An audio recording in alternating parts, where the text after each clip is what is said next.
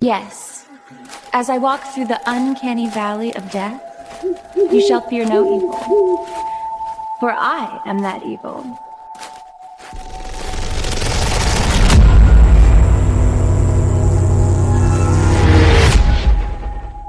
The story this is based on?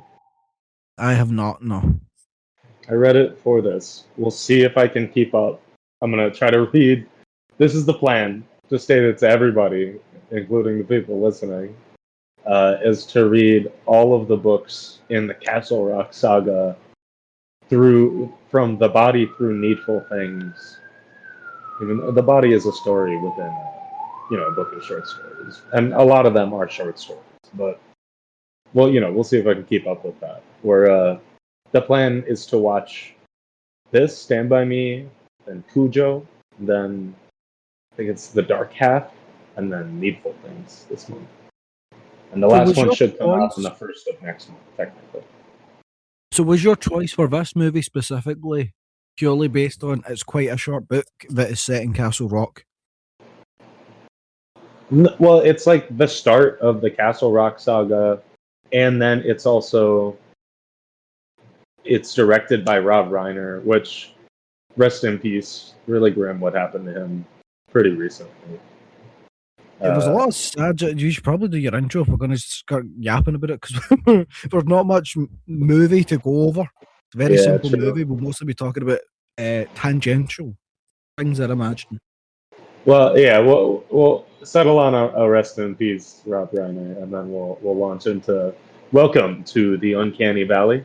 Today we're talking about Stand By Me, directed by Rob Reiner, starring Will Wheaton, starring rest in peace River Phoenix, Jerry O'Connell. I served an iced coffee to Jerry O'Connell once. He's pretty chill. Did you get any insider information during this coffee date? He opened his face and hissed at me with his snake tongue. Was that like his people's version of like a tip? His people's. Oh my god! What are you okay? See, if there was a snake lizard person like community, I feel like people would refer to them as those people, because you can't call them humans. I don't want to say those people, like the lizard people at the very least. Those people is pretty alienating inherently. I think they're already alienating for splitting their face open and spitting at you. That's true. He did choose to do that on his own. It was a conscious effort on his part. It can't be good for like bacterial infections either, having like an open wound. No, that's true. He actually dropped dead 3 days later. Imagine, you see the little lizard guy from Jurassic Park, the one that everyone loves, even though it's like it could easily have been cut out of that film and it wouldn't make a difference to the plot. The one from the new ones, or the very first tiny baby lizard? The first one, the little one goes and really, really doesn't like that guy for some reason. Oh, the one that kills the Australian guy. It's been so long since I watched Jurassic Park. Okay. I feel like we circle back to Jurassic Park a lot in the show, man.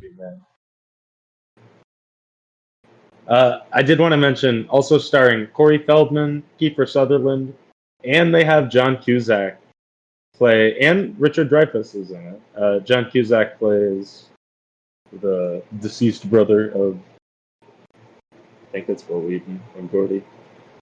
It's so funny that he shows up in this, because Stephen King's reoccurring actor in 1408. I did not expect him to be in this movie whatsoever. No, me neither. I was shocked. And like, he doesn't fit. It's so weird. John Cusack as a human has always looked like 37 and has never not looked 37. Have you noticed that? But in this, he looks like a 37-year-old, very well-maintained lesbian. And then he starts looking like a 37-year-old man. So, Chris, why was the choice of this movie purely for Castle Rock reasoning, or was it more you just wanted to talk? Because this is like, if you could have talked about any Stephen King movie for a horror show, you've chose quite possibly the worst one as the first one. Okay, well, I did want to talk about one of the differences in the book, there is at least like a horror moment at the very, very end. That anyway, yeah, it's not the best. The rest of them will fit much better. This one specifically is just convenience, but it's a popular movie. It's a famous movie. It's a like you said, everyone likes it. There's a lot of notable actors, very young in it. It's strange the amount I of did like research on different Stephen King stuff. I didn't feel like we should do The Dark Tower, or I didn't want to do It Month. We could do It Month, if you wanted to. Chris, the But reason you wouldn't want to do it is because you would have to read the length of the book of it. I have it. I'm good at, dude. It is like 1,100 pages. Needful Things is like 850. Yeah, but Needful So- Things will be new information to you. Take it as someone who went, I'm enjoying Stephen King, I will read it. See, once you've seen the beginning of it twice already, and then you're reading, oh, Georgie was playing in the rain, you go, okay, fuck it, I get it, I get it. Soon you read like 100 pages of this little twat called Georgie playing in the storm, because there's no tension, because you know it's about to happen, so you're just going through the motions. That's what I mean. I think reading it, there's a lot of stuff in the book that's not in the movies. Mostly for the better. But that's what I mean about watching it, is I think just like there are things that the original does better, but it also is like it feels like a soap opera from the 90s. Then the second one is like two movies in itself. The second new one, the first one is decent, but I feel like I've only seen that one in theaters. I feel like it wouldn't play as well on a TV. It was a good theater movie. I take it this is an It Chapter 2 you're talking about? No, in chapter 1, I just talked about. In chapter 2 is like two movies in itself. I liked it chapter 2, but I watched it at home and it was not, I wasn't stressed to get through it. No. Okay, if we're going through it, if we're jumping So through you the- keep telling me I look like that fucking guy. you do Yeah. look like that fucking guy. What's his name? Ben? Is it Ben? I think so. Dude, everything he's in, if I see him and stuff, I'm like, dude, that's just you. I'll That's you, but swole. And take even then, it. he's not that swole anymore, so it's just becoming you. He's just become great. We'll It just would be become such the a same good person bit. at some point. If you like set this all up to eventually cover it, and we're like, yo, by the way, I've held a surprise for this long. I am that guy. that man I should that know his everyone name at this knows and point. loves. You probably Yeah. should, considering I always reference him to you. But Yeah, I'll you look do. it up It, as it we would be discuss. like respectful of me at this point to know his name. And it's like out of most actors that someone could go, you look like, for plenty worse actors. Oh, absolutely. It's a compliment, if anything. Let's see. He's not like in top 10 of the billing list. Hold on, give me a second. Jay Ryan.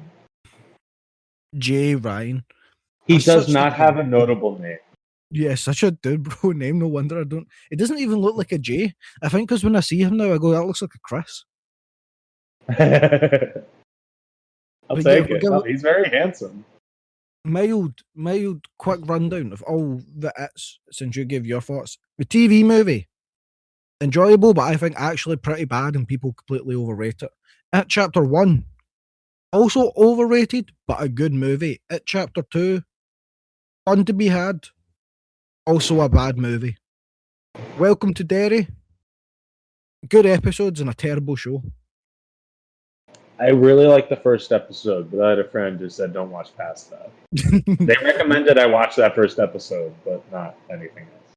No, see, the thing is with Welcome to Derry, okay, you get episode 1 and it's a banger. And you get episode 2, you're like, this is a bit shaky, but it's got some setup. But see, the shaking that foundation, it crumbles the show as it goes along. And then episode 7, for whatever reason, they were like, Joe, we're pulling out the bag with this one. This is going to be the banger episode. Like, this is the standout easily. And then the end is pretty fucking dog shit. That sucks. It looks cool, but it's dog shit. The end episode is like I can't. It's like, imagine if you got the My Little Pony writers to finish a script. Oh, it's just like chintzy and hopeful in a bad way. No, it's more like generic friendship is magic. We got the power gorillas type vibe. Oh.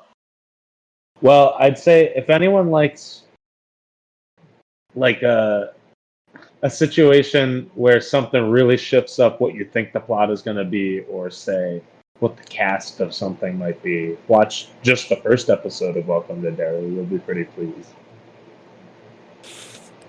Anyway, how are we going to talk about this movie? Because in this movie, plot-wise, it's a 5-minute summary, Chris. You've doomed us, because how the fuck are we supposed to talk about a movie that essentially could be brought down to 2 sentences? Well, before anything, we'll start with we're just seeing Gordy's home life. So Gordy has lost his brother recently. His brother, I don't remember his brother, played by John Cusack. He died in an accident.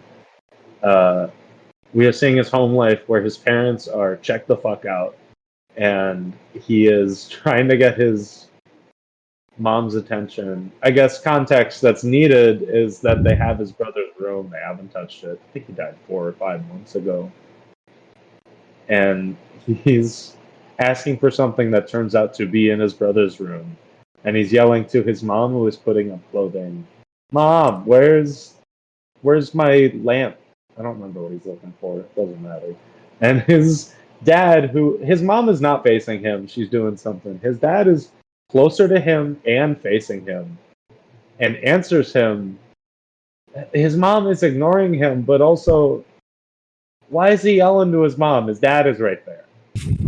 Stop bothering your mom. You know? And see, the thing is, it really weirds me about the scene, because I get it's not the point of the scene. Okay, it's supposed to show that his family life is in turmoil because of this tragedy that happened, and now they're not as close, so he has to rely on his friends as support. Okay, but why is this thing that he seems to use quite regularly in this room that apparently has not been in for 5 months? I don't know. It's such a good question. Like, what ghost put it in here? It's like his mum or his dad put it in the room to rage bait him. And there's something he does later in the movie, which is a change from. We'll get to it later, but there's a decision or an action he makes that is a change from the story, which there are very few of. Even the voiceover and a lot of the dialogue is the same from the story. There's a decision he makes later that feels against a character who wouldn't just peek into his brother's room. And I guess it's sort of validated, because once he goes in there, he does have sort of a PTSD flashback of his brother. And his dad, in a real dickhead way, yells at him to get out of there. But he's very meek, is my point, his character. But would you expect anything different from Stephen King parents? No. I don't think that man has ever everyone has written horrible a happy parents. family life in his entire writing career. Everyone has horrible parents, and they're friends with the only nice kids in town, and the rest of the kids have knives and are really angry at you. Yeah, it's always the setup. It's always, okay, you get your main character, and he'll be pre-teens, mid-teens, going through that time period. Parents are assholes. Usually a group of about 2 to 5 people, and they're all the funny personality kids. There's always a nerd, and there's always the kind of stuck-up asshole one that they kind of like and they keep around. And they go to a high school with older bullies that all dress like greasers and are definitely the ones that in real life would have been bullied. Yeah. And it's just the thing is, IRL, to be fair, when you see your friend group, if you think back to like that moment, there was always the fucking nerd, and there was always the asshole of the group, and I wonder why that is such a shared group amongst human beings. Do you think we naturally try and balance our personalities out with like the people surrounding us? Well, for me, if there was another nerd in my friend group, I would kill him. Or what, for pure dominance? Yeah, I can't speak for other friend groups, but that's what would happen in mine. So out of this group, are we classifying Corey Feldman as the nerd? He is, but I like his character because I do like the way they're presented in this and the way they're acted because it's sort of like he's the nerd, but I think it's Vern, Jerry O'Connell, the fat kid, is also sort of the nerd, and then but Vern's just an idiot. I feel like I don't know. He's not just a nerd because he wants to fucking play chicken with a train. You know what I mean? Yeah, he's good, but There's something crazy he's got about it. reasons for being a little bit unstable, but I guess we'll talk about Yeah. later on. But it's kind of a cool thing with the main four because, like, you get is it Joe? No, it's Chris, isn't it? River Phoenix, which is the kind of he Yeah. seems slightly Chris older, tough one. Chambers. And we learned Like, right at the start of the movie that he's just died recently before this story is being written, which I guess is the reason the story is being written. Yeah, but as I was going to say, with the friend dynamic, typically in the tropes of these characters, Chris, River Phoenix's character, would just kind of be the asshole, and maybe he would have some insecurities that he needs to work through. But aside from that, he would be the one that is struggling with himself and is projecting that outward. And this, they flip it, so he has that aspect of his personality, but he uses it in a way to support and push up his friends, and the tough exterior is more just how he copes with it. So it's a good twist on him. You get It is. It's a really good performance. Like the writing is great, but he's killing it playing this character. the man had it since like day one. He Yeah. was smoking this shit as a child. And Teddy, the nerd, like we said, yeah, he's a nerd, but he's also the fucking nut job of the group. Which typically that isn't the two tropes that go together. No, usually that's the mean guy. He's like a nut job, and then he winds up using that for a positive, like a sacrifice or something selfless. Yeah, so he's got the flip from the stereotype. Ern, I don't really know what you would. I could say maybe that usually the bigger kid is typically the bully of the group. He's just kind of chill, man. He's just no. So we've supplanted one of the four normal archetypes with a standard archetype from every Stephen King story, which is Stephen King. Yeah, no, that's Jordan. Everyone's telling him that he's such a writer from birth. That's no. Jordan. Wait, Vern is Vern is the overweight kid. Vern is the overweight kid. Jordy is Stephen King writing about how he thought he could never do it as a writer, but all his friends were like, "You're so good, though. You're so right. I could become a millionaire. Put your heart into it." Jesus. I love Stephen King, but it's annoying how much he does that. And it's funny, he always in these tropes, when a character that is him writes, the ending is always like the climactic moment. I don't know if it's like him feeling cagey about no one liking the endings of his books. They say that to him, yeah? Like a character says to him, like, yeah, you don't know how to write an ending. Or he's telling a story at some point, and they're like, that's it? And he tries to tack an ending on, and they go, that's not a good ending. Yeah, but see that scene, I don't see that as them going, Stephen, is it the same in the book as it is in this film? Like that? I don't, I'll look that up while we're talking. I don't remember that offhand. Okay, because as it's accurate, which I have to take because I haven't read the book, I don't see that as Stephen King going, oh, people don't like my endings. I see it as him going, you are complaining about the ending of the narrative, and any suggestion you've tried to give me has been immediately worse. So actually, you guys are all wrong. Well, fair. Is this what they do? They're all like, that was before the bridge or after it? It was before the bridge, right? It's after the bridge, and we're having like a little camping night together. Oh yeah, they have to have their fucking after action cigarette. Right. Yeah. These kids smoke in these movies, and it does not look like fake cigarettes. I don't know what to think about that. Because even if they're stage cigarettes, they're still smoking something. You think that was on the casting call for Van Volver? Like 10 years old, must be addicted to nicotine. Yeah, already addicted. Like to think, like behind set, you see them on their little casting chairs, like pulling out a deck. I thought, oh, hard shift today. Like, you see, I almost got hit by a fucking train. If a shit Rob's got us doing on set, man. Yeah, oh my god. And to be fair, almost getting hit by a train, you deserve a cigarette. You do deserve. I would be dual smoking at that point. I used to do that when I was most stressed in life. You'd have seen Smoking me two with of like them. a quadruple cigarette, like just taped together. Must be an incredible feeling, though. Like I did dodge that a once with train. joints. No, And what then I you do watched is you synergize R.I.P.D. them. I don't You get. remember any. I take it it's pretty typical in America. I don't know if that's just a junkie thing that we do here to like try and stretch out how much weed they've got, but you do like a joint of like 80% tobacco and 20% weed. Oh, that sounds horrible. I can do a light split, like with a little bit of a sprinkle of tobacco. Like Oh. when my friends have rolled spliffs, they will take a cigarette and just sort of roll the tip of it over.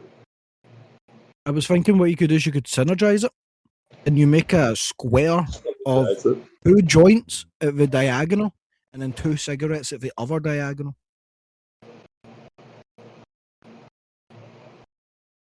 I guess so.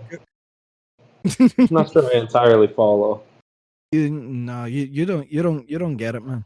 So I No, will I say, don't get it, and I'm okay with that. Vern, if we're talking about the flip of the character dynamic, he's painted as the dumbass.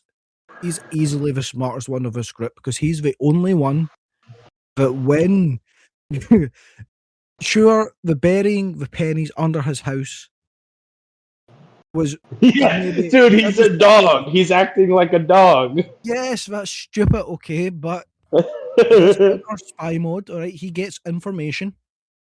He knows to listen out because he might get something good out of it. And he's the one that whilst telling the boys goes, yeah, I don't think making like a 2-day journey to go poke at a corpse that was illegally found earlier is a good idea. We peer pressure him into that. Would I peer pressure him into that? I don't know, would you? I never said you would have, but I mean, if it's on your mind. Oh, I don't want to answer that. I Have don't you want to peer answer that. pressured Never someone mind. into that? No. No, I would not.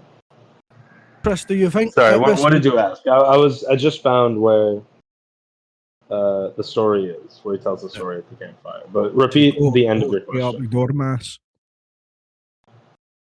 Pouring my heart and soul into these descriptions, Chris, and you're just ignoring me. No, I'm doing my best to do 2 things at once, which means I am 50% ignoring you. But the other 50% is very heartfelt. Okay, well, what was I saying about Fern? We can move on. Exactly. Okay, my point, Chris, thank you for listening, was that Sorry. for him being the dumbass character, he makes the smartest decisions out of the group. He's the only one that in all these situations was like, yeah, guys, maybe we should not do this. That's true. Everyone just calls him a pussy, though. Do you think in your age, say 12, 13, could your friends convince you to do like a 2-day hiking trip across train tracks that are still active to find a body? Yes, but I wouldn't walk on the tracks. But you would have done the 12-mile walk around the tracks. Yeah, it sounds kind of fun. The way I would see it, okay, in this situation, I would go, okay, if we know the trains run on a schedule, trains can't run too close to each other. So what I would have done, okay, I get we're not at the train track, but if we're talking about it, what I would have done, rather than do a 12-mile walk, is I would have waited for a train to go past, and then I would have walked. And it seems like out of these 4 kids, surely one of them would have thought of that. Yeah, really. The bridge scene is so annoying because they just go, well, I think a train passed recently. and then Yeah, just also, wait you're for in the one. fucking woods. Would you not have heard the train? Yeah, I think In the in the Yeah, story okay, when you they go ahead. mention it, they say that they know that a train passed recently. But even so, even if a train passed 2 minutes ago, why not give yourself an extra 2 minutes and just wait for the next one? Sit down for 20 minutes, rest your legs. Okay, but the thing is, how much can you criticize that? Considering it definitely does happen sometimes in America. You guys have those big ass train bridges. I've heard stories. I feel like for the most part, usually that's inebriate and Chris, you know this word. Help me here. Inebriated. Thank you. Push. It's usually those individuals or the walker was there under mysterious circumstances, not accusatory. But the good chance if someone was found on one of those bridges, there was a fishy situation around it. Ritual stuff. No, I'm not. There was a Wendigoon video of boys, two young boys found on a train track, and it went into like the police in the town nearby were like hauling drugs, and it was like Oh, there was like corruption up to like I think it was almost presidential level of I like this figured it was like an empty man situation. what a Lovecraftian woodman. Yeah, that convinced the kids to go to the bridge. What a bad movie that was. I don't get the hype for that movie. Yeah, oh, we're gonna do that at some point. I like it. I just found it nonsensical, and everyone's like, it's Lovecraftian because you don't understand it. It's like, no, I don't understand it because it's badly written. It's well, I don't want to spoil what it's about, but it's about like a specific I know what it's concept about, that I but don't. your Yeah, Lovecraft. Okay. Small detour to this. Your Lovecraftian element of you cannot comprehend it cannot be you haven't comprehended it yet because I haven't given you the information until the end of the movie. That's not Lovecrafty. That's you just didn't tell me shit. I guess. That's withholding information. That's different. I'm gonna make you watch it again, and we'll talk about it. Okay, we'll circle back to that. I watched it with friends before, so this isn't even like I being a miserable bastard by myself. No one I know likes this IRL. That sucks. There is a movie I've recommended to you within the past 4 months that I didn't really mention that it has a Lovecraftian element, but there's a slight reference that I think you'd appreciate more than I did. For sure. I don't want to mention which one it is. Interesting. Okay, we'll get back to the plot of this film because we're not talking about this film. Oh yeah, let me mention he does not tell the same story that they joke about the ending in the book. He just tells a story about Ledio. Ledio is a soldier he invented who had a lot of adventures in the Second World War. It wasn't a very good one, the story. And when it ended, as the Ledio stories usually did, with a single American soldier coughing out a dying promise of his love for America and for a girl back home. It was not his face I saw in my mind's eye, but the face of a much younger boy, already dead, his eyes closed, blood running from the left corner of his mouth.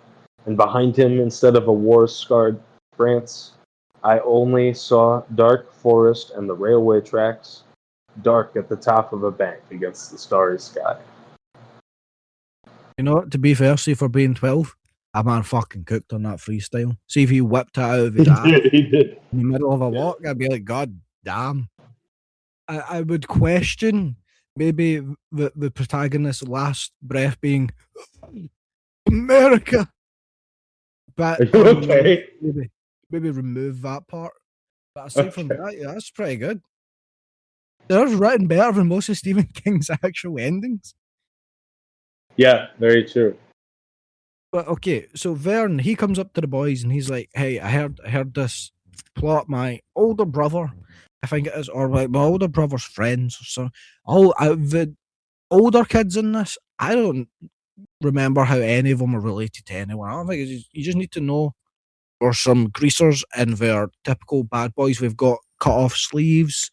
They're driving around with baseball bats. They're a bunch of hooligans. I think just one of the random guys is related to Vern. That's the only, and that's how Vern hears about the dead body. he's hiding under the porch looking for his fucking porch pennies. His jar of quarters. To I be don't fair, think that was they a big jar of quarters. That was worth a lot of money back in those days. I don't think they mention it in the movie, but what happened, what they say in the story is that his brother found out about it and dug them all up already. That's so funny. So he's looking for nothing. Oh my god, Chris, that makes so much sense because at the end of the movie he goes, "Oh, you were under that fucking porch." That's why he knows Yeah. why he knows. Oh yeah, that makes sense. Like why would Then he it even becomes- think that anyone would be under the porch? Yeah, and then it's his fault that his brother knows that he did that, so it comes back to him. Come on, Rob, Yeah. what were you doing? Keep that in the movie. All right, but Vern, Yeah, that would have been a good thing. There's something else later that I wish was put in, but you know, who knows? It's a pretty short movie. Maybe they cut out a scene. Vern's to the boys. He's like, okay, I know where a body is. It's about fucking 80 kilometers away. And that's the end of the story. So we're like, okay, well, we have to fucking see it, you And dipshit. since we're kids, we have tiny little legs. And we're planning, yeah, but kids have fucking stamina. You seen kids go running? No, but that's a fair point. They don't really know when they're tired. Yeah, so first off, stupid to tell them if you don't plan on going. Second off, stupid for them to want to go, but they get ready to go. River Phoenix, Chris, brings a a gun. He's a loaded pistol. from Crazy, Alcoholic yeah. Farm. And he left it loaded when he handed it to his friend, and specifically didn't tell him as a prank. Very strange that, like, I get his dad's an alcoholic, but would lose a full gun. That expensive. It's true. I mean, he probably just forgot. I don't know. He said he knew where his dad puts it, right? So it was in the right place. Yeah, but okay, so they're prepped. They're making their way. Their plan is to become heroes for finding a corpse. Don't Yeah, Oh. heroes is how they put it. the correlation is a bit strange. So they're all walking. They've got their pants. We're gonna say pants for the American listeners. They've got their pants up very high, like belly button level. The chafe is going to be horrendous midway through the journey. Oh my god, yeah. Okay, 6 hours into day one, we have the. Would you call this a junkyard? A scrapyard? Is there a difference? Junkyard is what I was thinking. I think a scrapyard would have more fucking full cars and appliances in it. This is more random springs and stuff.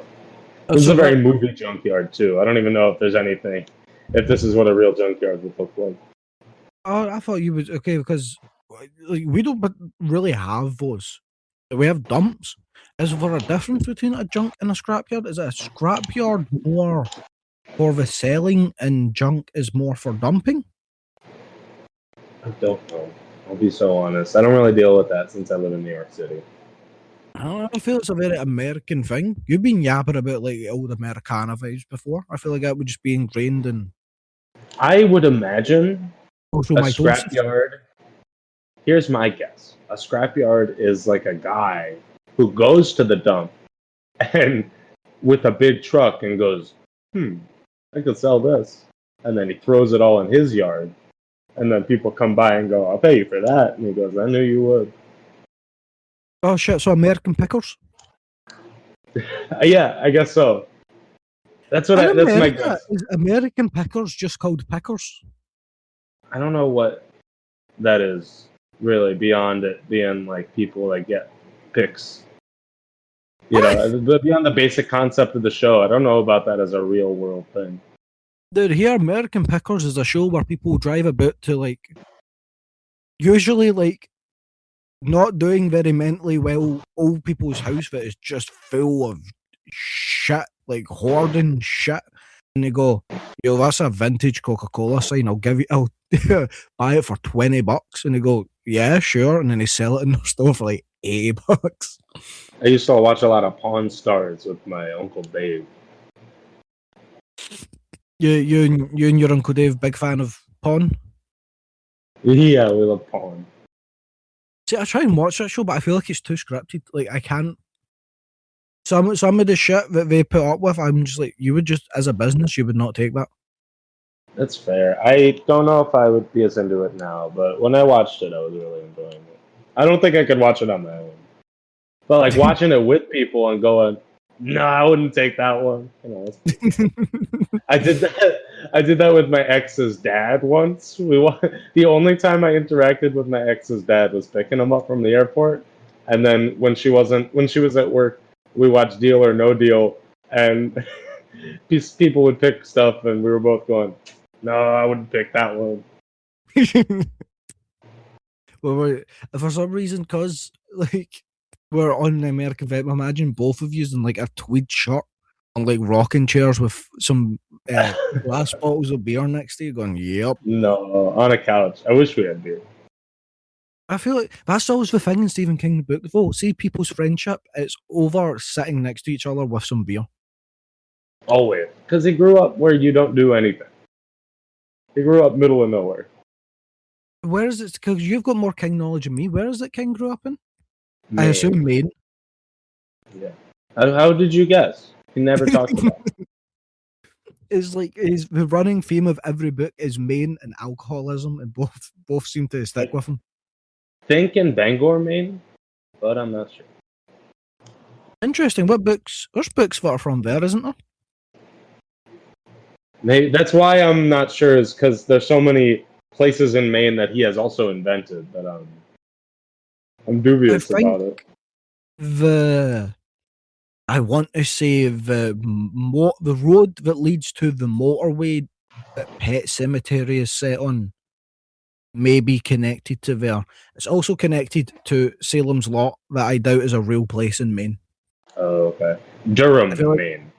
Yeah. Okay. Back in the day when you're naming towns, you wouldn't call it Salem's Lot. I feel like people would attack you for like wizardry. No one would settle there. I don't think it's called Salem's Lot in the book, actually. Hold on. I might have fucked up. I think it's called something else's lot. And then Salem's Lot is the title of the book. Beelzebub's Lot. Lucifer's Lot. Lucifer's Lot. The Lucifer's Lot sounds like a sick casino name. Oh, that's a great one. Lucifer's Slot, though. What would that be? That's like a strip club? Beelzebub. Beelzebub. Like cocktail bar. Beelzebub's Bubbles. Beelzebub's Bar. Beelzebub's. I can't think of any business that begins with Wait.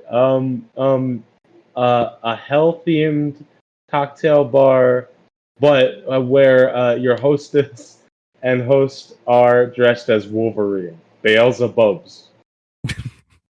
The closest I could get for the bar one was I had it and it's gone now. This is what I get for record. Something with Abaddon, and it's lost it now. It's gone. We give up on that one. Okay, but the boys... I sliced it out of your head with Beelzebub's. Chris, the boys are at the junkyard or the scrapyard, whatever one it is. Okay, and they're fucking about in there. They're playing with their water bottles, and they still... the story of the man that supposedly lives there that has an attack dog that is trained on sick balls. The classic Eric Cartman, Scott Tenorman move. Why are they hanging out in the junkyard if they think there's a dog that might rip off their balls? Maybe they don't believe it's real because they've never seen it. Are you risking your balls in this situation? And they all... Nobody says anything about sick balls, but they're all saying it. So they're already thinking about that. They're thinking about the sick balls, and the thing is, sick balls, I would argue, infinitely worse than a ball snipper or a ball cutter. I would take that over the dog that rips them. Have you ever heard of Larry, the Peenor Snatcher? No, I've not heard of... I feel like maybe from you once before. Maybe in like our Thanksgiving episode. you told me about Larry Pinar. Yeah, okay, but in a situation like that, say I didn't repost that TikTok, and at 2 a.m., Larry the Peanut Snatcher came into my room. At least, to me, that's like that would be like a mystical castration. That's something that I feel would result in less trauma to me than like, yeah, there's a madman around here that has an Akita or a Labrador that tears your balls off on command. My God, mystical castration has been delivered. I take it over the raw junkyard dog castration any day. Yeah, I guess so. And it looks like a sweet dog though. Who even knows if it would castrate you? It seemed like, see those dogs that are trained to be scary, but they're actually just big babies. Yeah. Definitely one of those. Yeah, the man shows up, and in the book, is sick balls a real thing? I think so. I'm gonna look balls up. This guy is bullying these kids like no Man's one's googling balls live in the stream. Well, no, I have a PDF. No, they don't say balls. We don't say balls. They don't say balls. Let me find the Yeah, junkyard. that one. We'll see. That's a very. It's thankfully such a short story that I can just look up. Were you scanning for balls? It is a dump, by the way. It is a dump. Is a dump in Yeah. a junkyard or a scrapyard? It doesn't aid me in any way, shape, or form, Chris. I don't know. Okay. Thanks for can't that answer beautiful insight. Yeah. But that is Always when. So the boys haul ass. They're like, I am not having my balls sicked. We learn from the narration that the dog, whilst yes does sick, it does not in fact sick balls. The boys would merely get mauled to death rather than bleed out from the removal of their testicles in this field. Still not a great, like, they play it as a joke. A child getting mauled by a dog is still a nasty way to go out. Oh yeah. The kids also a fun little, like a little teaser of what Stephen King was going to do next with Castle Rock. That's true, yeah, with Cujo. I can't remember if any balls do get. I'm gonna say sucked, but you can't say sucked. That's not. I That's would not a good hope not, past tense because I for think it's about a mom and her son, right? Because then it would be a kid's balls. No, I don't. Cujo does not, in fact, sick a kid's balls in Cujo. I can tell you that for a fact. No, There is the an movie- annoying amount of kids' balls stuff in this movie. and there's a strange amount of kids' ball stuff in this podcast, so we'll have to move on quick. I will say, Yeah, that's fair. Cujo is from the latter half is mostly about a child and a woman. There is a lot. It's very male centric in the first half of the book, and you will get very bored. There is a whole side plot about Oh, a serial marketing company. It will take up about 300 pages of the book, and you will be going insane anytime it comes back. serial marketing company. Not important to the narrative at all. I digress. This is when we get Corey Feldman's backstory. Apparently his dad is also abusive. Who would have thought? Yeah, his ear is fucked up. Yeah, his dad burned it off with a stove and also somehow failed to do that properly because he still has most of his ear. His eyes are fucked just because that's not like an alcoholic issue. Yeah, no, he He's just blind has as glass. fuck. Dude, I'm watching this movie and these children's strip atrocious, absolutely Don't- horrendous. Who And- thought it's like a kind of hot pink, mauve pink, and a reddish pink with grey stripes jumper? It would be our protagonist's main color scheme. Actually, He- offensive to the human eye. I don't know if I hated it that much, but like sauceless, I would say. Dude, it's not so. It's anti-sauce. Anti-sauce. It sucks the sauce out of the room. Because like Riverface's character, he's just went for casual. He's got a white shirt, okay, and blue jeans. You can't criticize it. You can't compliment it. It is what it is. And then he's got his best friend who's just fucking his whole shit up. Like, if my friend came out wearing that, I would tell them, go home, because I'm not being seen in public with you wearing that. That's crazy of you. It's not even the pink. A guy can wear a pink. I'm fine on gender norms, but it needs to be suitable for public observation. In fact, I would be happier if my friend came out not wearing a shirt whatsoever. I'd be like, that's strange. Just wearing nothing. Yeah, see my friend show up ass naked, it would be better in the scenario of my friend showing up in that fuck ass shirt. There, I guess. There's at least one I can go, okay, he's having some issues right now. This is something that needs to be checked. That's just wrong. I don't know if I hated it that. You need someone in your life to talk to you about fashion, because they would be teaching you. Okay. This is Sounds like unacceptable that's for any happening. human being. Okay, but Are we at the train tracks yet? Or the bridge? yeah, no, this is when they're walking, and then Will Wheaton, I'm just going to keep calling them by the actors' names because the cast list is stacked and I can't not see them as who they are. It's like, you know what? Maybe I should have died instead of my brother, and maybe I'm a shit writer. Again, not only just the shirt. See this emo cunt, man, fucking up the whole vibe. This is the boys' road trip. Everyone else is having a good old time. The other kid just had a traumatic experience getting PTSD flashbacks, but his dad gave him 10 minutes. He was back in action. He wasn't fucking up the vibes. This kid, full journey, ruins the vibes for everyone. Yeah, You can't have a conversation without either talking about some cunt eating pies and then not ending the story, or just being depressed.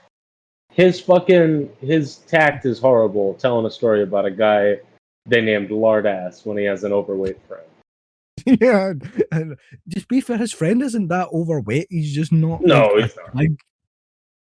Yeah, arguably, exactly. Like, he's just kid overweight. It's not even He's that. Like, not River fat. Phoenix is about the same weight of him. He's just like a child with a bit of muscle, so he kind of gets away with it more. I guess that's true. Yeah. I've always heard that Jerry O'Connell is the fat kid in Stand By Me. So that's just how I think about him now. Yeah, but okay, when's this movie set though? Oh, so long ago. No, he's not fat. I told you I served him an iced coffee. He is fit as a fiddle now. He was wearing a nice suit. Trauma from He's the still fats of very this handsome. film. Maybe, what was going on this coffee date, Chris? Are you getting more into this here? Well, Did you no, write it's your just number cool on to his cup? serve coffee to famous people. I spat in his cup. Yeah, but that was your show of endearment. Yeah, it was like Spat his face, like spat at you, in you smiled, Midsummer. spat I was casting a spell. Anyway, our boy River Phoenix, he's like, you know what, I'm going to give you the motivational speech. He's like, I'm also 12, but I guess I'm being the parents to all you fucking idiots. So I feel stupid what he says later. That's not your responsibility, man.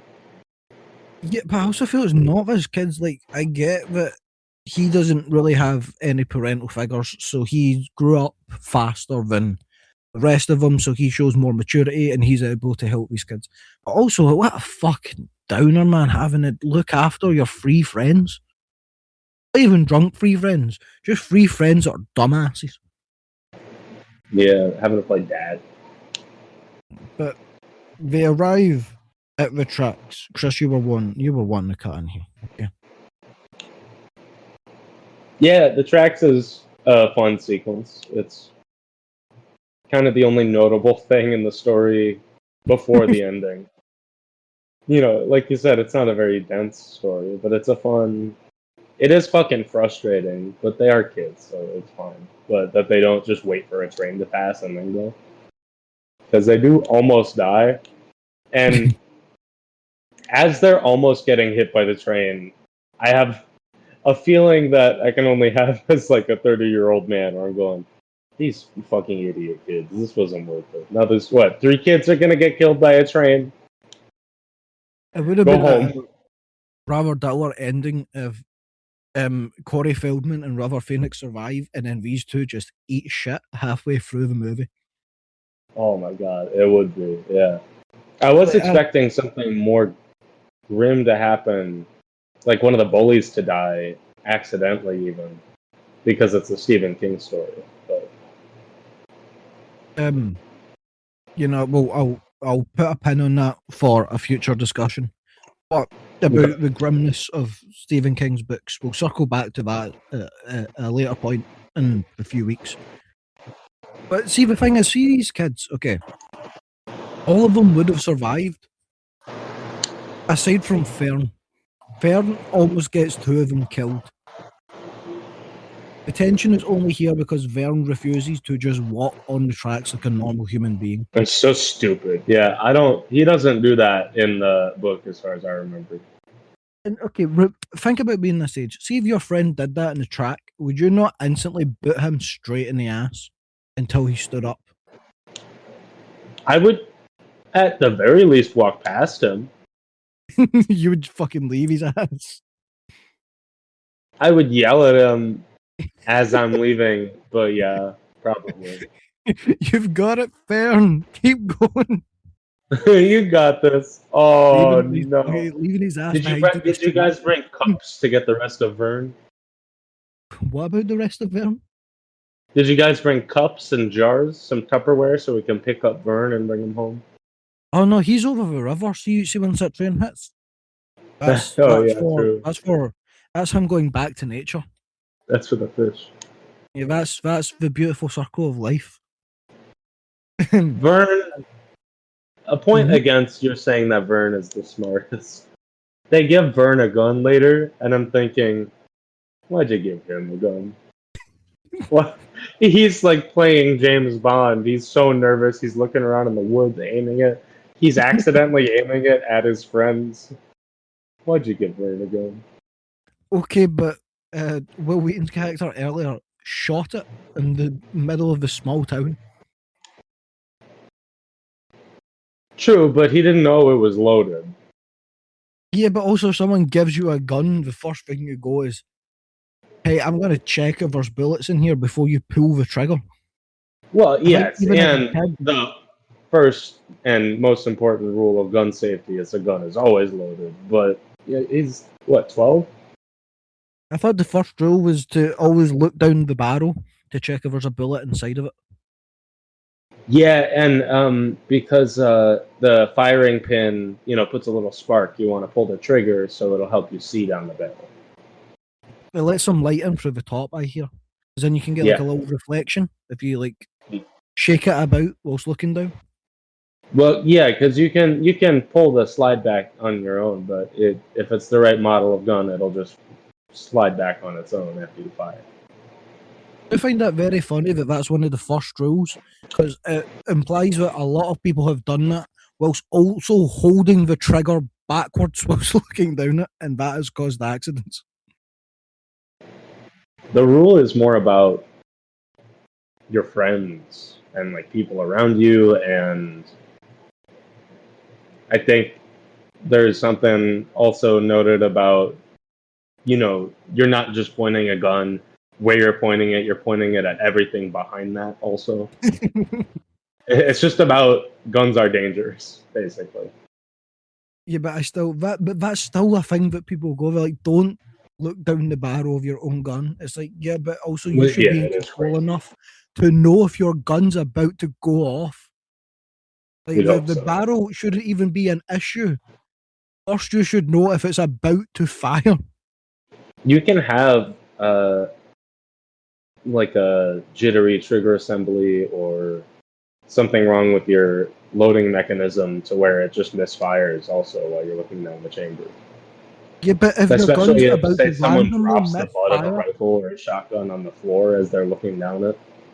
Because if your gun's about to randomly misfire, I think whatever you do for gun safety is kind of out of control anyway.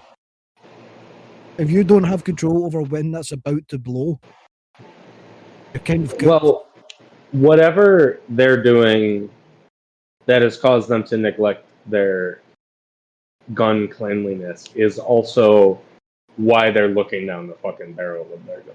So if they were cleaning their gun regularly and checking all the parts, that wouldn't have happened in the first place. Have you seen Crime 101? No, I haven't, because it's called Crime 101. All right, it's a bad name, but there's a scene I like in it where Chris Hemsworth is robbing a bunch of people, like 3 people, and one of them, he takes all their main guns, and one of them he says his dad's service revolver, and it's like an old gun. It's an old revolver, and he clearly has never cleaned it or used it before. So he fires it at Chris Hemsworth, and it just blows up in his hand. Yeah, but that's an issue with old guns. It's an old gun, but it's a revolver. If that was properly maintained and cared for, he'd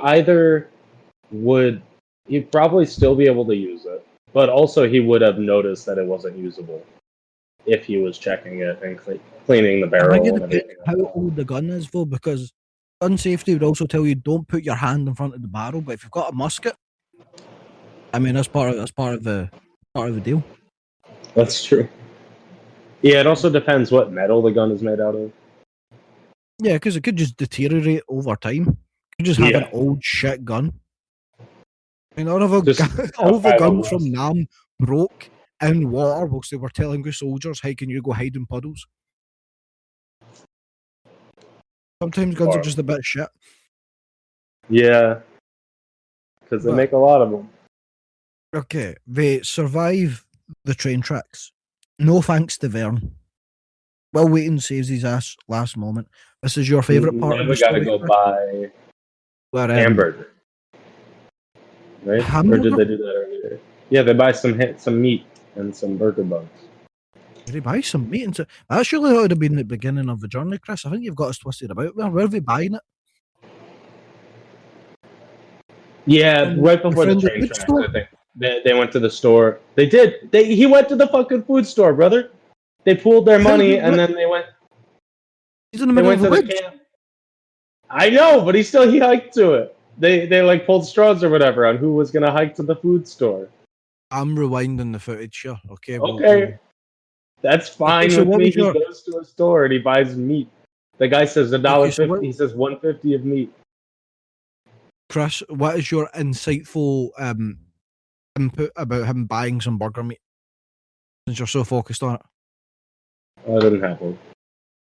You didn't have any? We can move past the train goes past. Okay, I'm watching River Phoenix. He's looking down. He's going, "You stupid little cunt! You almost died." There's smoke coming. He literally says that. Yeah. Yeah, he says, "You fucking assholes! You almost ruined this whole thing." Now let's go to the burger shop for some meat. I'm sure he says that. No, do you not remember Jerry O'Connell dropping his fucking burger meat? And they have this meat that he bought. It doesn't matter. Jerry O'Connell drops his meat in the fire, and then and he's like, "Give me some of yours," and they all laugh at him and go, "No," and then he picks it up with the stick out of the fire and the ashes, and he goes, "That's all right, I got it."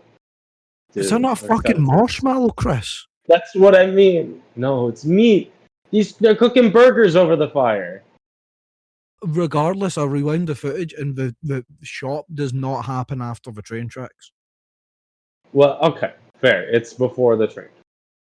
Okay, so I was right in the first place. You're saying talking about but you weren't right that it happened before they started marching on the journey. They start marching, and then it's before the bridge, is what I meant to say. They send him off to the store. Because we're talking about a linear story, and we've accidentally omitted them buying burger meat. This is necessary. They leave and then they buy burger meat. It doesn't. Let's move past it. But they do buy burger meat. Yeah, Vern drops his burger meat, and they're like, "Haha, you dumbass! You're gonna starve out here." He's like, "Yeah, no one wants to give him half a burger or anything." Yeah, this is where we're at your favorite part of the story, Chris, with Lardass. You love this scene. No, this is so horrible. Also, how does he drink a fucking whole bottle of canola oil or whatever and eat a whole egg and not throw up immediately? Strong stomach. I guess, man.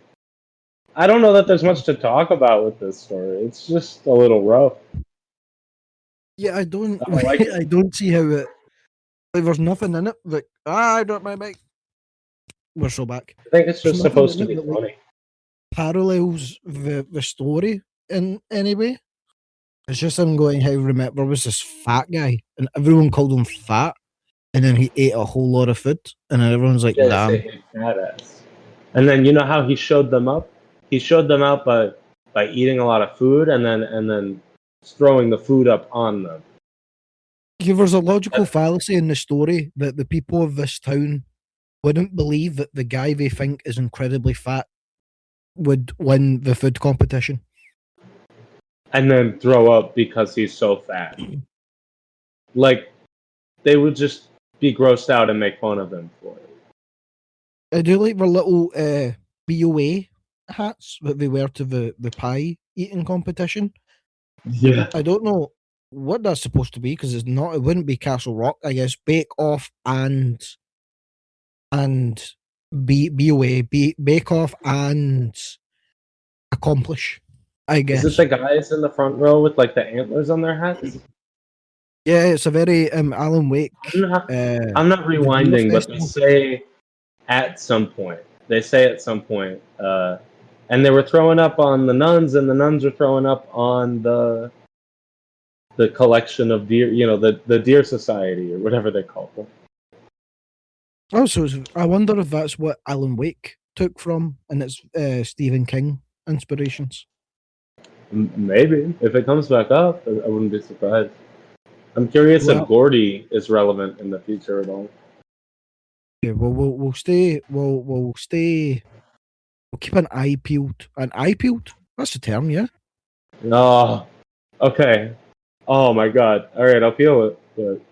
Peel the eyes. All right, I'll Like do both of SpongeBob in them. that All one right. episode. I guess I already watched the movie, so. Okay, and then you've got the audiobooks. You can put in some audio description. You'll be fine. yeah. I'll be fine. They have this discussion post Burger Meat, Chris, where you were so interested, and you get this is what I was saying earlier with the boys, where they're like, your story may have had a big, large, extravagant third act, but why wasn't there like a monster or like someone dying, or something to switch it up? And he's like, well, your stories are shit, mate. Like, I'm the writer here. You guys are saying I'm the good writer. And now you guys are saying they're shit. Yeah. But what's funny is I would say sort of a similar thing about Stand By Me. The ending is not the best part of it, at the very least. No, but also this movie doesn't really have a 3-act structure in any way. It just kind of happens. It feels a little like a TV movie, doesn't it? I was just about to say it feels so much like an elongated TV show episode. Yeah. It's like we start with the characters and like all their relationships and everyone in this town is kind of pre-established. And then it cuts to the end and he's like, yeah, well, I guess life goes on. Yeah. It ends like an episode of 6 Feet Under or something. Don't know what that is. I've heard of it. I don't know what that is. Haven't seen it, to be fair. So how do you know this is like an episode of it? I don't really. I was just throwing some spaghetti at the wall. I know how that show ends. Okay, right now, we're having some discussions over a little bit of an impression about it. We're bringing up some points here. Okay, we're saying in Disney, okay, if Pluto is a dog, what is Goofy? Because Pluto is Goofy's dog. Okay. You look at Goofy and you would assume that he is a dog for having a dog face. What's I think like 100 years ago in Mickey Mouse World, there was a divergence where some dogs stayed subservient and some were allowed to join the world of man mice and other such animals. So Pluto is one of the subservient dog race, and Goofy is one of the ones who were allowed to join society. So you're implying like a social hierarchy, or is it? Yeah, but a forced one. over millennia. Is it like genetic magic in which some of them evolved faster than others? And then you could say that Goofy is actually being nice to Pluto by welcoming him in to like the rest of them.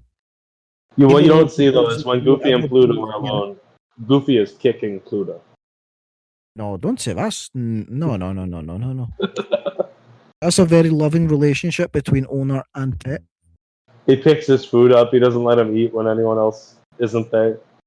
No, they go on walks together. They He sniff each replaces other's Pluto's ass. They do water dog things. with sparkling water. Yeah, I think you're getting my boy Goofy twisted. He's helping Sora in Kingdom Hearts. He's doing some good shit. He came back wrong. That's got a weird. What's the implication on that?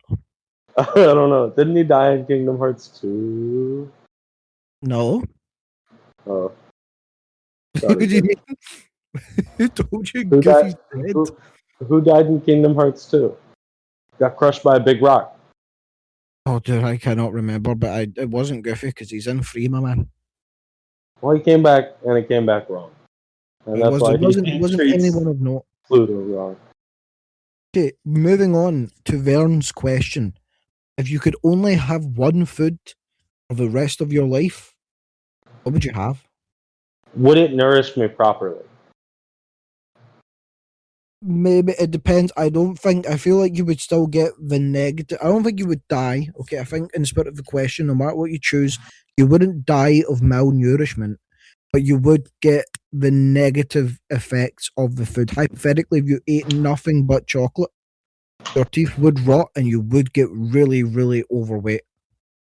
And also, you'd throw up a lot because it's pure dairy. If you're eating something that has no protein, are you still getting like just the base amount of protein you need at least every day? I think it depends. Okay, if you're eating like fucking tofu, you're gonna be a twig. Okay, but if you're eating like a normal food substance, you'll do okay.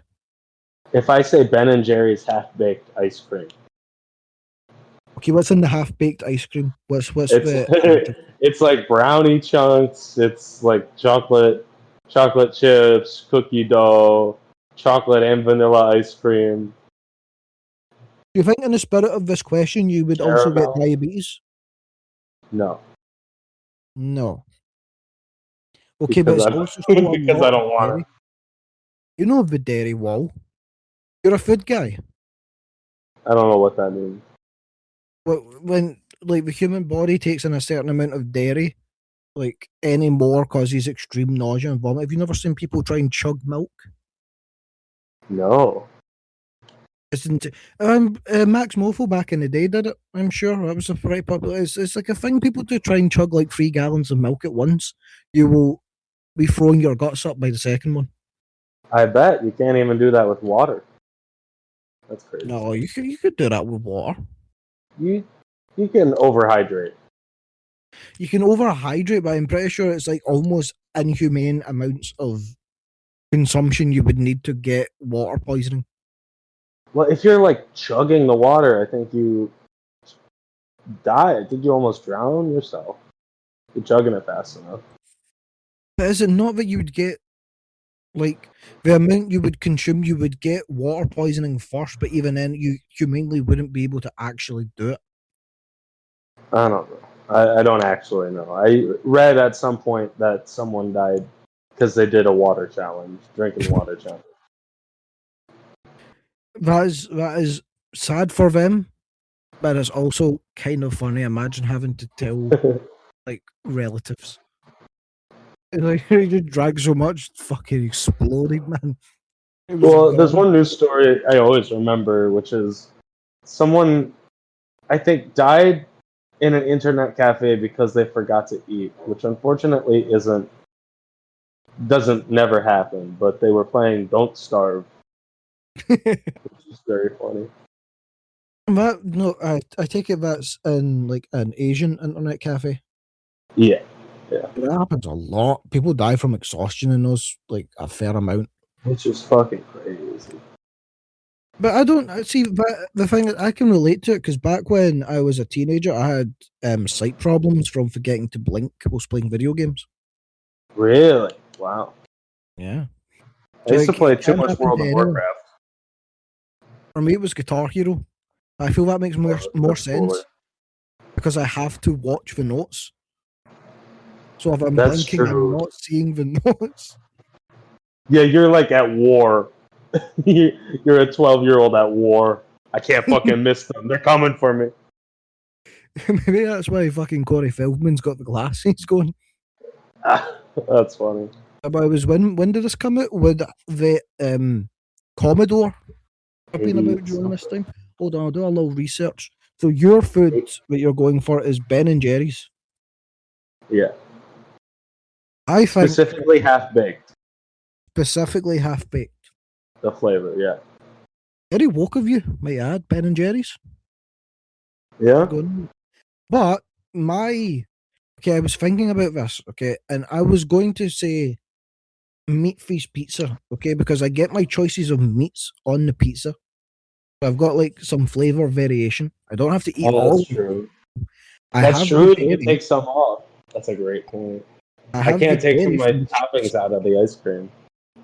I have technically some fruit content with the tomato sauce. It depends how high of a quality, I suppose. And then I also have carbs from the pizza base. Yeah, all right. That's a way better answer. I feel like What's my that shit pizza would be like? Is it diabolical, soft? but like it's. I think it comes with the territory. Is there crunch? Is there crunch? Is there crust crunchy or soft? I'm a soft pizza guy. Nice. Okay. No, me too. Me too. Is that's New York thing? You get the big sloppy pizzas, don't you? Yeah, and those kind of have to be soft because they're so large. But there are places that like a thin, crunchy crust, and I like a soft crust. I like it to be almost entirely soft. There's a place around here that puts sesame seeds on the crust, which is really nice. This was set in 1959. These motherfuckers ain't got no video games. My boy even played No Pong. video games. No wonder it's trying to stab people. Was there arcades? I doubt there was arcades going on at that time. By the way, Kiefer Sutherland in this just made me think of the Lost Boys immediately. He's leading a gang. He's got bleach blonde hair. I've never seen Lost Boys. Because that was Are you a bad film. serious? I don't know, it just doesn't seem like my vibe. I feel like Yeah, everyone jumps on you for that. It's good. No, I mean, that's fair. If that's your reason, that's fair.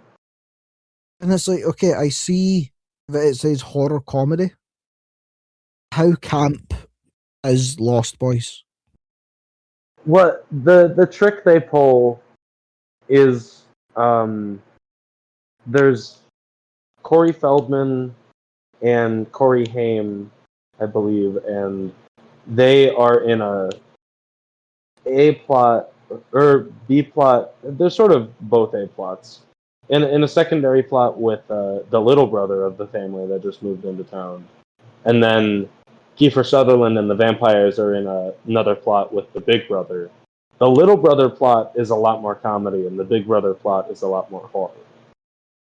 I think the issue I have with it is when I look at it, it feels like someone's made like a high school drama movie, but they've replaced the high schoolers with like vampires, so it's edgy and cool for boys, and it's tricked men into loving it. Well, it's a Joel Schumacher movie, so it's very homo suggestive. I'm down with that. That doesn't faze me. I feel like No, I know it's hopefully a positive point. Like I think that's it's what's strange interesting when about vampires it. aren't a little because they're seen as like these seductive creatures. It'd be a bit strange if he was like, yeah, but no homo. Like, come on, guys. No homo. Like, I'll kiss your neck, okay, and I'll suck you off, okay. But it's not gay, guys. Come on. He's got to be around the same age he was when he played whatever the vampire's name was. I was hoping I would remember it in time, but his hair looks similar, just longer in that. How did we get onto this from the Meat Feast pizza discussion? You know, just a couple guys chatting about a couple things. Have you seen the video of Kiefer Sutherland jumping on a Christmas tree? No. Was there He's a in the lobby reason of a for him? hotel, and he looks at the camera and goes, "I'm a pirate, I believe," and then he jumps on the tree and tackles it to the floor. Are pirates known for assaulting Christmas decorations? He was known for having a lot of alcohol problems, but he insists to this day that he wasn't drunk when he did that.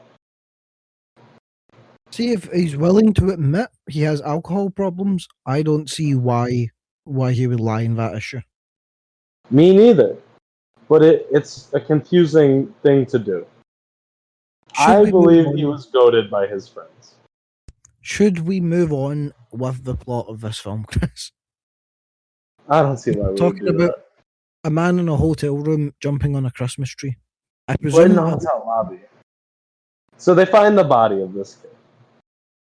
yeah, they find the body. Okay, there's like this last half an hour is like it's stretched out a wee bit. Like you're clearly they were like, okay, we're trying to get movie length here.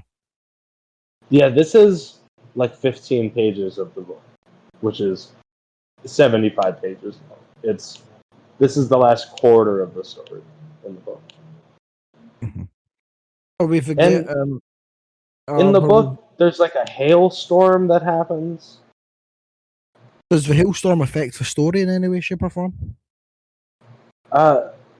No, besides, like, it makes a lot of the tertiary characters run off, so it's just Gordy, Chris, and then Kiefer Sutherland and his goon.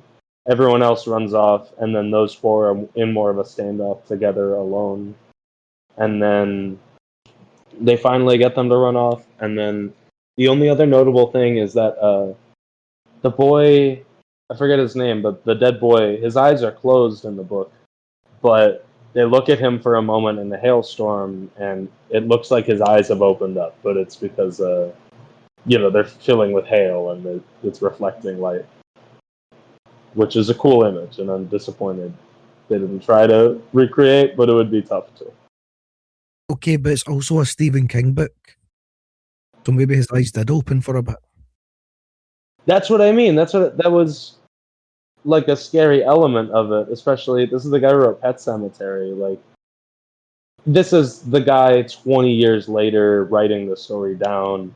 Maybe he's telling himself that it was the hail.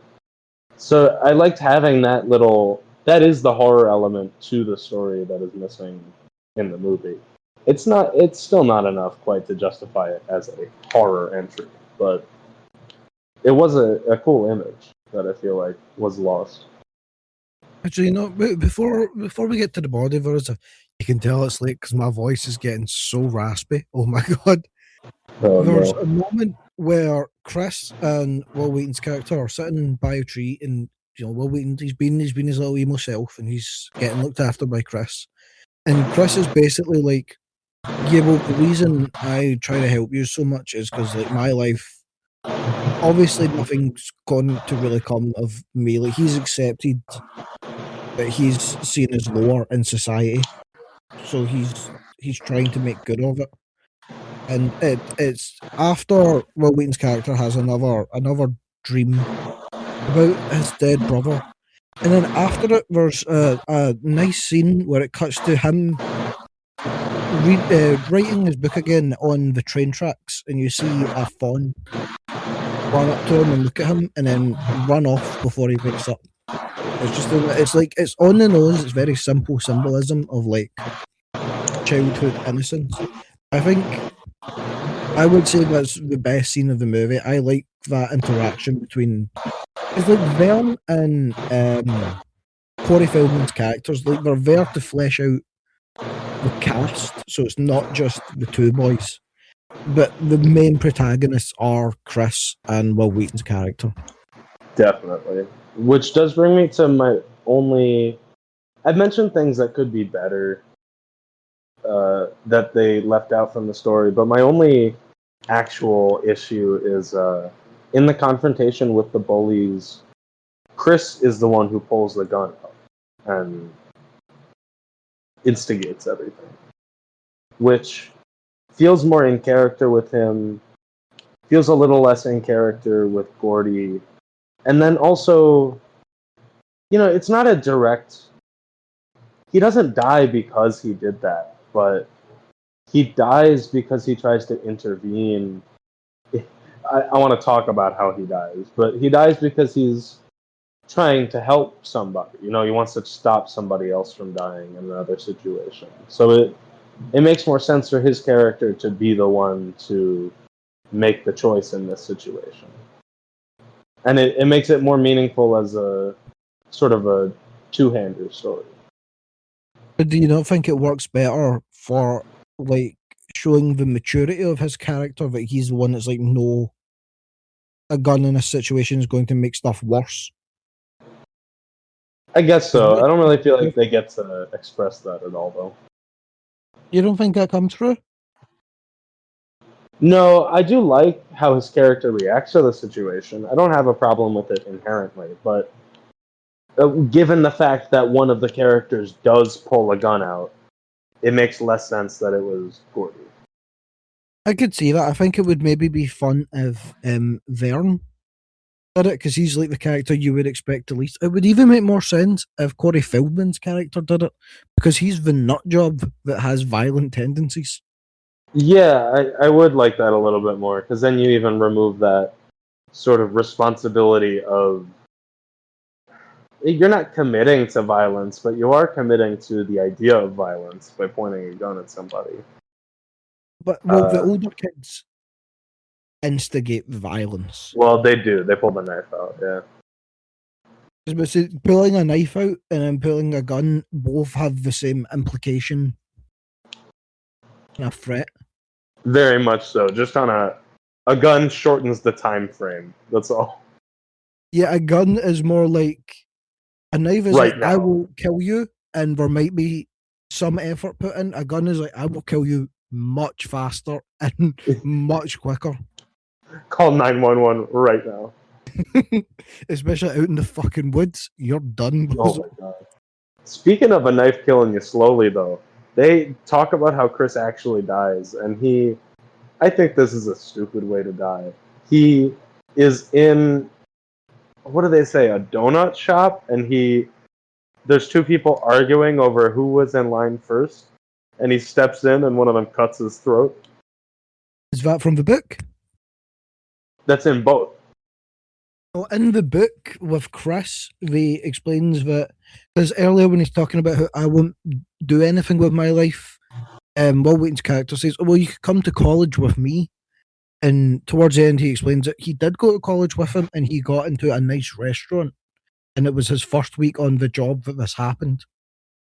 So the tragedy is more supposed to be that even though the way he viewed himself, his personality and his character did help him achieve what he should have been in life, and then it was taken away from him unfairly. Like how most of these characters were unfairly impacted by their childhood. Does the film not say... Hold on, I'm pulling it up right now at the start. Not say that he was an attorney when he died? In the newspaper article at the start? Oh, does it? Believe so. Attorney Christopher Chambers, fatally stabbed in restaurant. Yeah. But they went to school together. He got his high-powered job. And you're not wrong, though. Like, he's only in the restaurant because he has a job that lets him pay for going to a restaurant. And then... Who was arguing about being in line first at a restaurant? Unless they mean, like, a fast food joint. I don't know.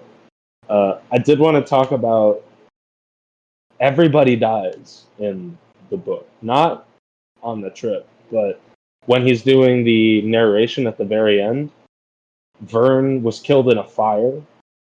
They say that he probably was holding the cigarette that started it. Teddy, he also wanted to join the army and was refused, but he started like just drinking and driving and crashed into a tree with 6 other people. It's a much grimmer ending.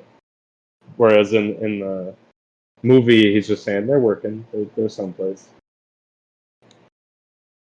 Does it ever say what happens to Gordy after the novel, or does it just end how the story No, he just ends says, in the "Me, movie? I'm a writer now." That's it. It's kind of a really just fucked up, sad ending. It is, but there's something. I think the only other thing I didn't mention that they changed from the book is when they're flipping coins. I forget what they call it, but he's like, "Oh, that's a fucking bad omen." They have a really stupid name for it, and in the book they flip again, and when they flip again in both, but when they flip again in the book, everyone but Gordy gets tails again, and Gordy gets heads, and they all move on, but there's some narration about, I felt like that was a bad omen. I was scared for my friends, something like that. See, the thing is, though, with all the other kids, they die in like some meaningless, like horrible instance that Gordy knows about, but it's also he states that he did fall away from these people, so it's not like these are the only meaningful relationships he had. It's how much he values these people because of when he knew him from. It's not like that was like his best friend that died and his best friend died. It'll be over the years he's heard from like a family member or seen on the news. Oh, you see that guy that you used to know? Yeah, he passed away the other week. Unless they come back in the Castle Rock story somehow, like it's relevant that they're dead. I like it more the way he's saying it in the movie, because it sounds like, this thing I heard about Vern, I heard 10 years ago. This thing that I heard about Teddy, I heard 5 years ago. Whereas in the book, it's like, I know exactly when they died. I heard when they died, even though we're not in touch. And there's no internet. I don't know. Oh yeah, I didn't put in his photo. Well, it would be like 30, it'd be like early 90s. Castle Rock's a small town. That's true. Oh, it's a big town. No, it is a big town. 1,200? Not much in it. 12,000? But you would know, like, you would see the hearse going through town for the funeral, and you would go, "Oh shit, who died?" And they would tell you who died. It's probably small enough for that. Yeah, I think the whole point of it is more just supposed to be that like life is fleeting into, because even though this isn't a good situation the kids were in, he cherishes it as a good moment in his life. Yeah, it's an adventure. And it's more about like how it impacted him, but it also would have impacted these people just as much. Oh, the other thing, something else I just remembered that they did change from the book is the leeches. It wasn't a thing they accidentally waded through. It was. This might have helped the movie a little bit more too. They took a moment. They found like a really beautiful spring, and a couple of them, or one, at least one of them said, "I don't know if we should be swimming in that." And I think someone pushed him in, but then they wound up swimming in that for a while, and then they realized there were leeches because it's still water. That's more of an adventure moment than wading through a fucking bog and getting covered with leeches. I wonder, was it Vern? Was it Vern? It was like, "Hey guys, don't go into this water." I believe so. See, it backs up my point. It I still does don't a know what's going little. on with Corey Feldman, but Vern's my goat. I would say he would be the only one to survive in a horror movie, but it seems like he might be the one who died first out of the friend group. Yeah, it's always unfair though, isn't it? The one who dies first, because they don't usually know what's coming. They don't get a chance. So, can I ask, the end of the book, in the movie, there's not much. It doesn't tell you much about Gordy's life afterwards, other than you see him writing the book on his Matrix ass PC with the neon green lighting. Yeah, really In a good. very, very fancy house with 2 kids. Does it go into detail about if he married someone successful, or was it his writing that was successful? I think they just leave it blank. In the book, they definitely don't. Because it is just a short story from a collection of short stories. The book. It's called The Body. Uh, they don't have time to expand on that. They barely spend time talking about him as a person. Interesting. So would you take the movie's ending as he was successful? Yes. Yeah. Do you think that's because Stephen King was successful? Yes, I do. He's just Stephen King. It's an annoying thing he does in a lot of his stories. I like Stephen King a lot, but okay, but this character writing like solemn pieces about the childhood friends that he misses, and Stephen King's going, check out the bejubies on this woman, and there's vampires. he was having his kids say tits. You could definitely have had one of his kids say jahoobies. There's your mom jokes in this constantly. Yeah, What a fucking name. Corey Feldman as Teddy Dumbchap. Dumbchap? Dumbchap. Duchamp? It's not Duchamp? Is it Duchamp? Would he be French? I don't know. No, I'm not looking at the name. He started a fucking nut job. Okay, anything Chris. else? With it wrapped up, we actually have someone has wrote in, Chris.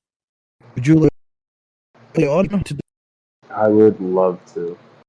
Yeah, I think that's about it for my thoughts on both of them.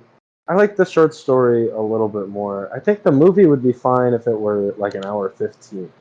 It would be a really solid movie, but it is just slightly long for the amount of stuff that happens. And especially considering the final confrontation is less eventful in the movie than in the short story, which is just a little and just anticlimactic. But yeah, here we go. We have some listener email that concludes our talk about the movie. If you want to reach out to us, you can email us at theuncannyvalleypod@gmail.com. If you want to follow us on Instagram, you can follow us at The Uncanny Valley Podcast on Instagram. The mail we have today is from Nat Catarino. She says, "Hello, spooky boys. Firstly, happy birthday, Chris. Thank you very much. Not sure if this will be early. It turned out to be very early. This was 5 days ago. On time or belated wishes, but late, I guess, since I'm reading it now. But I'm somewhat in the right time frame, I think. May your 30s bring you good health, prosperity, and a large dollop of I don't give a fuck energy." That's very kind. Thank you. Watching Stand By Me as an adult was a wild experience. I've not watched this since I was a kid. There is so much child abuse in this movie. Yeah, I don't think the child me would have picked up on it, but it's a theme running through the entire movie, definitely. A group of broken, traumatized kids finding kinship together in an ahead of its time, found family dynamic. Also ahead of its time, Chris and Gordy are definitely giving preteen queer vibes, and I will not be convinced otherwise. I was not prepared for how... I was going to wait to mention it till afterwards, but I see that. I do. It felt like they could be holding hands at the end when they were walking away. They could, but also does that take away from more of his grown up too fast sort of like responsibility he feels for his friend? It was a little bit. To pump him. But I think that's maybe like a misunderstanding. Well, let me finish the email and then we can talk. Okay, we'll circle back. But that is a great point. Thank you, Matt. I was not prepared for how hot young Kiefer Sutherland was in this movie as Ace. One of the better performances in the teen gang. I really love the parallels between the scene where he plays chicken with the lumber truck and then has that same energy directed back at him with Gordy and the gun, where he's forced to back down. Both Ace and Gordy are trying to claim ownership over finding the dead body, an admittedly selfish pursuit, and yet we root for Gordy as the bullied underdog. And in the end, Gordy decides to report the dead body in a respectful way, which I doubt Ace would have done. Anyway, that leech scene unlocked some poor childhood memories for me. I don't even have the same equipment, and I harbored a fear of lakes and rivers for some time, thinking that leeches were going to attack me. Thankfully, I lived on the beach, so there weren't many opportunities, and Jaws somehow hadn't traumatized me as much. Lots of love, Matt.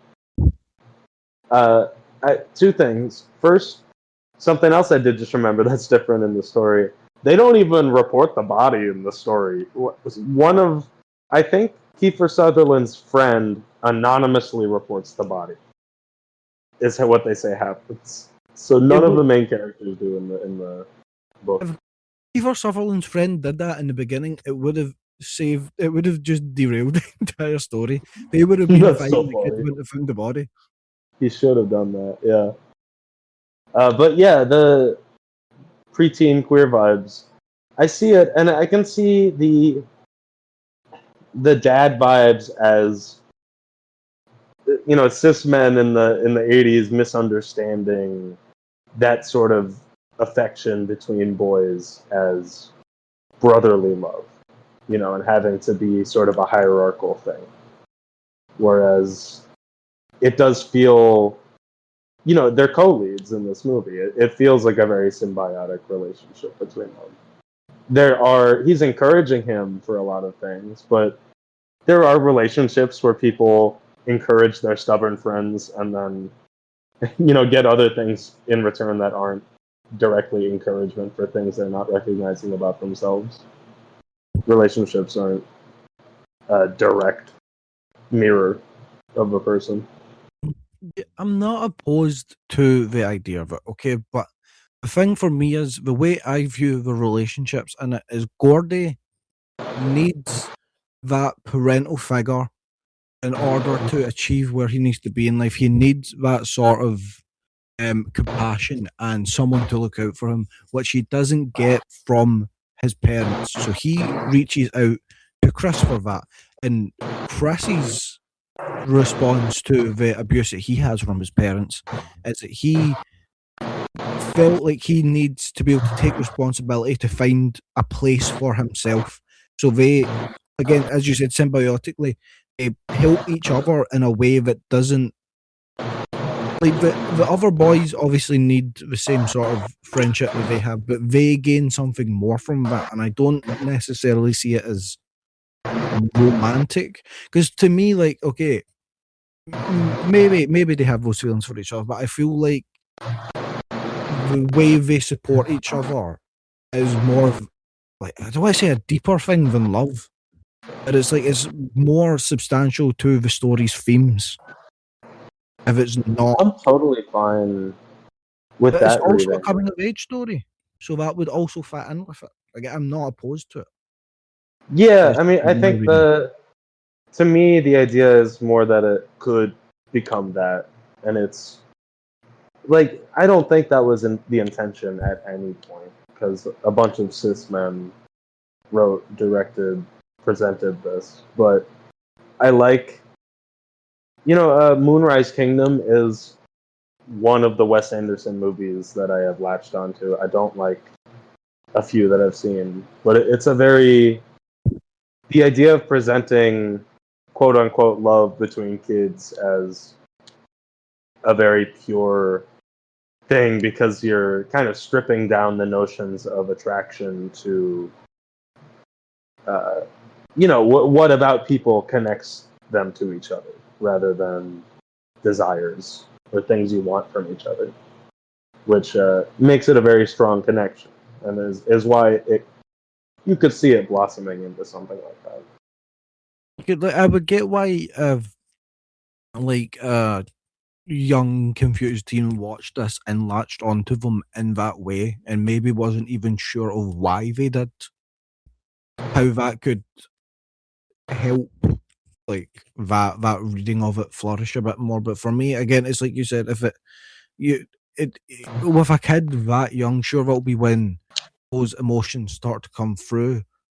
But I feel like at that age, when you're dealing with the sort of, like, just even companionship as a whole, whether it be like friendships or family, there's something deeper to it, isn't, because kids of that age need that from these people. It's not like if they were gay, sure, they might have that love for each other, but they could always find someone else. But at that moment in their lives, they need the things that I previously said from each other. I think they're just too young to even really process love in that way. It was just like this level of connection that young kids built with each other, and they have a stronger version of that. It's so funny that like we didn't break down anything as deep until Nat came in with some points. I'm like, oh yeah, we should probably talk about it Yeah, seriously. that's funny. Maybe Uh, Nat's the person Also, we need. Nat mentions not having the same equipment, so the leech scene wasn't as scary because you don't get a leech on your dick. But those, those fish that people are always scared will swim up your urethra. Apparently, those only really swim up, vaginal peels. I don't know if that's also a urethra, See, but worth mentioning. So it's like an equal fear. no, for me, Eve, I feel like, see if a leech got on there, I think adrenaline would pull me to just rip that bad boy off and not think about it for a good while. The blood would make me think about it. I think I would get through it ripping it off, but when I see blood, I get freaked out. Because then See, I I'm process okay with it. that.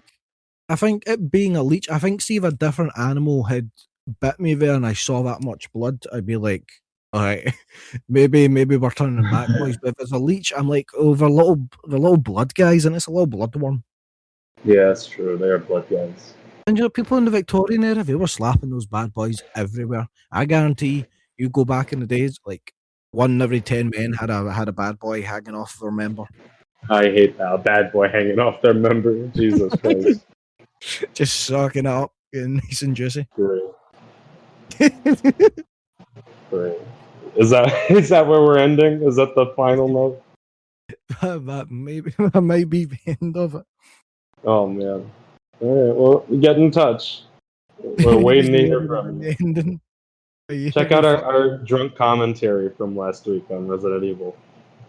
Bye, everyone, I guess. Bye.